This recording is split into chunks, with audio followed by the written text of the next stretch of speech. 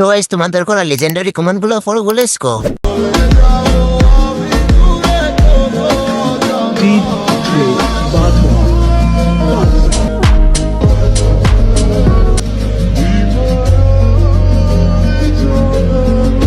जहन्नमी जहन्नमी जहन्नम। तो चलिए शुरू करते हैं। সমুদ্রের ঢেউ উঠছে, সবাই পালান। আইসস্টোন এর নিচে বসলে আমাদের আর এত কষ্ট করতে হতো না। আপু আসতে খুলে পড়ে যাবে তো। সে বুঝাতে চাচ্ছে তার বড় বড় দুটো মন আছে, পেগেটের তুলনায় চিপস বেশি আছে। গাছ ছোট হলে কি হবে, ফল কিন্তু ছোট না। ছোট গাড়িতে দুটো বড় হেডলাইট,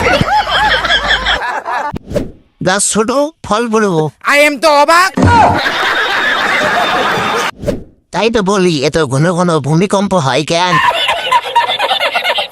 রিলস বানাচ্ছে, ছেলেদের দেখাচ্ছে। আসলে কি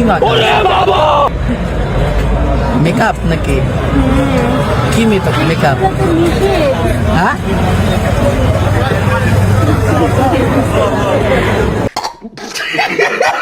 चलिए शुरू करते हैं। সবাই আইতাল ঘুরছি বলো, শেওড়া গাছের পেতনি রাস্তায় এসে পড়েছে। পেতনি খলিফা। এইভাবে আটা ময়দা ব্যবহার করলে আগামী প্রজন্ম না খেয়ে থাকতে হবে। তাই তো বলি আমার প্রায় 3-4 দিন রুটি বানায়নি কেন?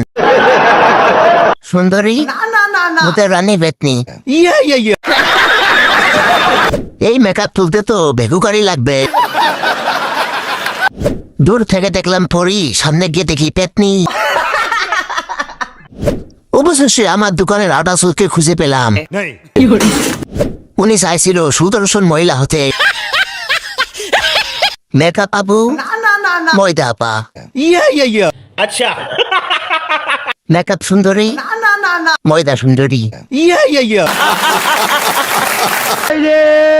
ভাই ও প্যানেল মে আর গুছাইছে মামুন ভাইয়ে লাচাইছে অন্য লোকে তো।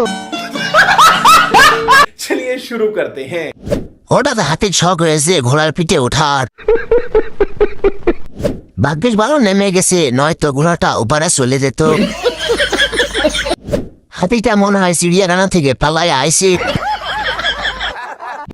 মনে হইতেছে গোপাল ভাঁড়ের বড় ভাই। ভাইয়ের ফিটনেস খুব ভালো, ভাবি কিভাবে সামলায়। এত বড় হাতি ছিল ও আমার মা গো। ঘোড়ার পিঠে মানুষ, ঘোড়ার পিঠে হাতি। দেহ মোটা, মাথা মোটা।